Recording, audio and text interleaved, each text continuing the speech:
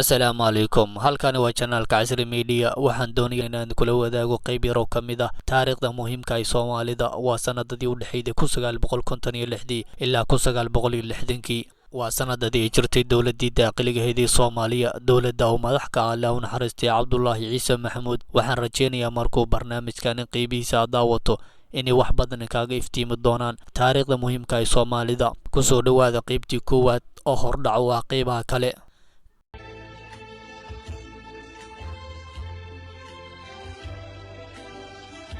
ka gadaal markii lagu kala adkaaday dagaalkii labaad ee dunida, waxaa shir isugu yimid quwadihii ku itaalroonaaday dagaalka iyo ka xooraansanaya bal waxa laga yeelayo dalalkii ay gumaysan jireen dowladihii lagaga adkaaday dagaalka oo Talyaaniga ka mid ahaa. laba shir oo isku arkeen wadamada waxa uu ku dhammaaday is-afgaran waa iyo ugu dambeyntii isku raacay in loo gudbiyo qaramada midoobay oo markaa curdun ahayd waxa laga yeelayo dalalkii uu gumaysan jiray Talyaaniga oo ay Soomaaliya qayb ka ahayd. qaramada midoobay ayaa gal hoosaad u saartay inay warbixin ka keenaan wadamadii uu gumaysan jiray Talyaaniga sida Liibiya, Eritrea, Soomaaliya. go'aankii guddi hoosaadka ay ka soo saareen wadamadii Liibiya, Eritrea, Soomaaliya ayaa la hordhigay kala fadhiga afraad ee golaha loo dhan yahay ee dhacay 21 November 1949 waxaana la ansixiyay iyadoo waxba laga bedelin go'aankay soo saareen golahaasi. Liibiya waxaa la siiyay xornimo, sidaasina waxaa ogolaatay 40 dal, ciidama diidin, waxaase ka aamusay 10 dowladood. Soomaaliya waxaa laga dhigay maxkamad Talyaani maamul muddo 10 sano ah, waxaa ogolaatay 40 dal, waxaa diiday 7 dal, waxaa ka aamustay 3 dal oo kaliya: Liberia, New Zealand iyo Sweden. ergadii SYL hiilka ka sugay wadamada muslimka ee Carabtu hormuudka u tahay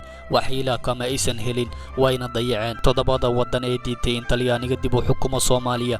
waxaa ka mid ahaa dalka Itoobiya, Yugoslavia iyo Midowga Soviyeeti. Eritrea waxaa la isku raacay in arrinta Eritrea dib loo dhigo ilaa shirka dambe ee qaramada midoobay ergana loo diro, waxaana ogolaatay 37 dal, waxaa diiday 5 dal, waxaa ka aamustay 6 dal. ku dhawaaqidii go'aanka ka hor jamciyadda qaramada midoobay waxay wadamada Soomaaliya, Liibiya iyo Eritrea ka martiqaatay wakiil ka socda xisbiyadii ururadii wadamadaasi ka jiray oo intooda badan diidanaa soo noqoshada Talyaaniga. hogaamiye ergadii SYL Mudan Cabdullaahi Ciise ayaa si cad gaashaanka ugu dhuftay go'aanka, wuxuuna shirka ka hor cadeeyay in Soomaalida geeri ka xigaan maamul Talyaani oo dib loogu dhiibo Soomaaliya. waxaana xusid mudan in Cabdullaahi Ciise in 21 Abriil 1949 guddiga u jeediyay mowqifka siyaasadda ee inta badan Soomaalidu isku tahay meel kasta ha joogtee, kaasi oo inaysan marnaba ogoleen soo noqoshada iyo maxkamada Talyaani midnaba.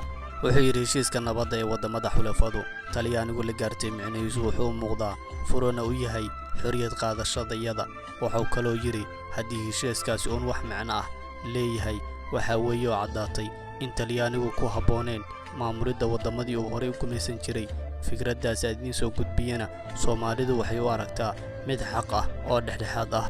waxaa kaloo soo shacbaaday heshiis nabadeedka xulafada Talyaanigu la meel dhigtay inuu suurtageliyo in Talyaaniguba dib u xukumo dalalkii horey u gumaysan jiray iyadoo lagu maqaar saaray maxkamadda jamciyadda qaramada midoobay. Cabdullaahi Ciise isagoo hadalkiisa sii wata wuxuu yidhi shacabka Soomaaliyeed uma arkaan wax farqi ah inuu u dhexeeyo maxkamadda Talyaani iyo xukunkii gumaysiga ee horey dhibaatooyinka u baday Soomaalida. maxkamadda Talyaani oo Soomaalida la geliya waxay la mid tahay gumaysiga Talyaaniga oo dib u soo laabtay. arrintaasi oo gabi ahaanba kasoo horjeeda rabitaanka shacabka. khudbadii Cabdullaahi Ciise oo ahayd mid aad u dheer kadib ayaa safiirka dalka Liberia u fadhiyay jamciyadda qaramada midoobay weydiiyay su'aalahan: qaabka ayaa ururka SYL uga hortagaya maxkamada Talyaaniga? jawaabtii Cabdullaahi Ciise waxay ahayd Soomaalidu geeri ayay ka xigaa soo noqoshada Talyaaniga, inkastoo aynan hubeysan haddana waynu iska caabin Talyaaniga. sidoo kale safiirka Shiinaha Taiwan u fadhiyay jamciyadda qaramada midoobay ayaa isna Cabdullaahi su'aalay SYL ma fahansan tahay maxkamad kasta oo la geliyo Soomaaliya in jamciyadda qaramada midoobay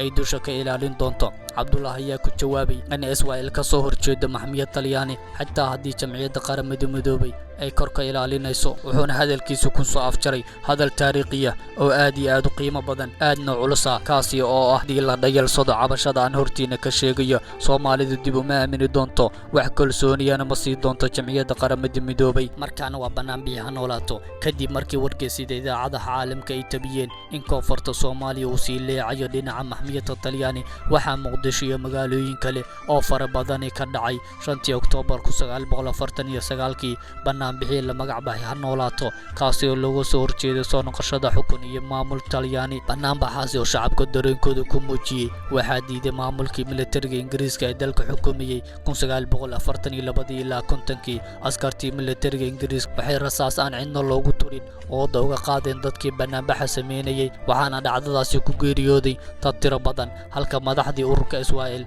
iyo madax dhaqameedyadii Muqdisho iyana xabsiga la dhigay. waxaana mucjiso ahayd in markii jamciyadda qaramada midoobay ay go'aamisay caburinta loo geystay xorriyatul qowlka Soomaalida dad badan loo laayay qaarna xabsiyada ugu jiraan, ayaa golaha loo dhan yahay laga codsaday inuu soo saaro qaraar fasaxaya in shacabka ra'yigooda si xor ah u soo bandhigaan. balse markii arrintaasi loo qaaday cod waxaa diiday 20 dal, waxaa ogolaatay 16 dal, waxaa ka aamustay 9 dal. go'aanka caburinta micnihiisu wuxuu ahaa in sanduulla Soomaalida ugu xukuman tahay aamusnaan iyo ha hadlin oo ayaga ka tashan. Soomaalida go'aankaasi waa liqi weyday, wuxuuna ku noqday laf dhuun gashay, ayaan darasay meel dambe oo ay u cabtaan ma jirto. waxayse Israa'iil ku doonsatay wax wada shaqayna iyo maamulba la wadaagin Talyaaniga. ha yeeshee doorashadii dowladda hoose ee la qabtay 1954 oo Israa'iil ku guuleysatay kadib jaangooyadii siyaasadda labada dhinac wax weyn baa iska bedelay, waxayna isku afkarteen wada shaqayn.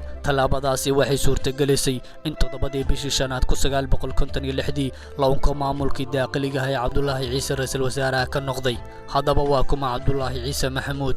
Allah u naxariistay halgama Cabdullaahi Ciise Maxamuud waxa uu ku dhashay magaalada Afgooyo gobolka Shabeellada Hoose 1922. waxbarashadiisa maadi iyo diiniba waxa uu ku qaatay magaalada Muqdisho sanadii 1938. waxa uu ka qalin jabiyay dugsiga sare ee Talyaaniga, waxa uu noqday maamul xafiis 1943. waxa uu ka mid noqday golaha dhexe ee ururkii gobonimo doonka Israa'iil. Allah u naxariistay halgama Cabdullaahi Ciise Maxamuud waxa uu noqday ra'iisul wasaarihii ugu horeeyay Soomaaliya ee dowladda daaqiliga sanadii 1956 ilaa 1960. sanadii 1956 gaar ahaan bishii Abriil 12 Cabdullaahi Ciise wuxuu abaabulay saxiixana Tigreetadii lagu dhisay ciidanka xoogga dalka Soomaaliyeed, waxaana darajada generaalka u dalacsiiyay oo magacaabay taliye ciidanka xoogga dalka Soomaaliyeed. Allah u naxariistay Daawud Cabdulle Xirsi. markii Soomaaliya xornimada qaadatay sanadii 1960 Cabdullaahi Ciise waxaa loo magacaabay wasiirka arrimaha dibadda isagoo xilkaasi hayay ilaa 1964. waxaana sidoo kale sanadii 1964 ilaa 1967 halgama Cabdullaahi Ciise Maxamuud uu ahaa wasiirka caafimaadka. sanadii 1967 ilaa 1969 Cabdullaahi Ciise wuxuu ahaa wasiirka ganacsiga iyo warshadaha. sanadii 1969 ilaa 1973 Cabdullaahi Ciise wuxuu ka mid ahaa madaxdii Soomaaliyeed ee kooxdii militariga ahayd ay inqilaabeen lana xirxiray isagoo xabsiga ku jiray muddo 4 sano ah. 1973 ilaa 1984 mudane Cabdullaahi Ciise wuxuu ahaa danjiraha Soomaaliya u fadhiyay Sweden, isla markaana wakiil ka ahaa dhammaan wadamada la isku yiraahdo Scandinavia. Cabdullaahi Ciise Maxamuud ayaa 1988 ku geeriyooday magaalada Rome ee dalka Talyaaniga, waxaana lagu aasay magaalada Muqdisho, gaar ahaan qabuuraha qaranka. madaxweynihii xilliga Soomaaliya Maxamed Siyaad Barre iyo madaxweynihii koowaad ee Soomaaliya Aadan Cabdulle Cismaan labadoodu ayaa si wada jira ubaxa u dhigay kadib markii la duugay Cabdullaahi Ciise Maxamuud. waad ku mahadsantahay daawashada muuqaalkan. la soco qaybta labaad ee barnaamijka.